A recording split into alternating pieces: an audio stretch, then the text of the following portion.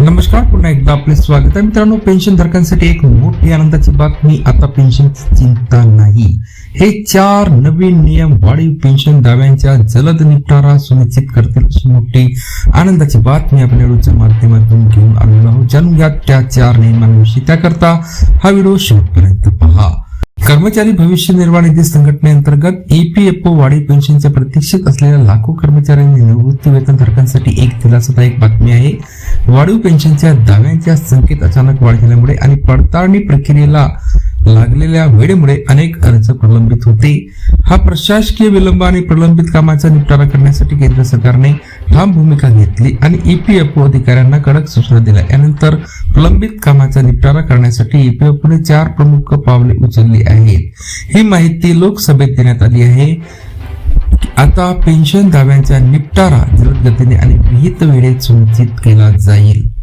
मित्रांनो, पहिला आहे ऑनलाईन संयुक्त पर्याय सादर करण्याचे पोर्टल.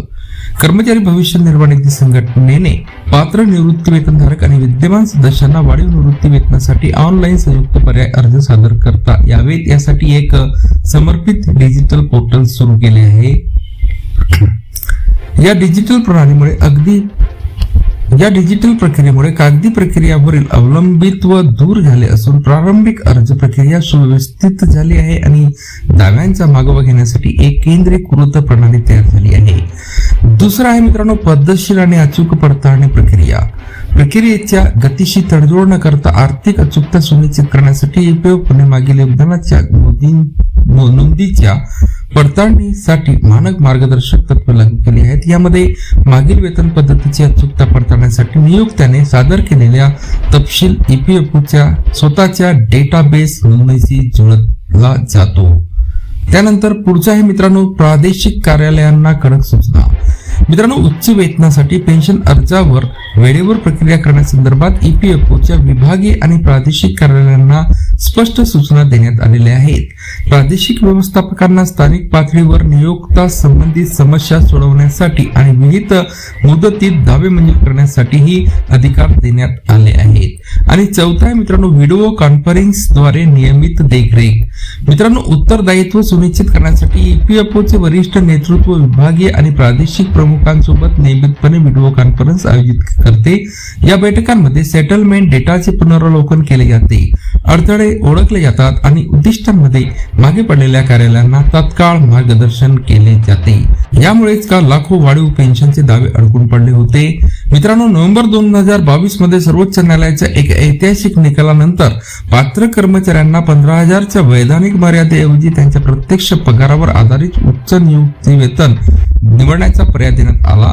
त्यानंतर EPFOकडे लाखो अर्ज प्राप्त झाले.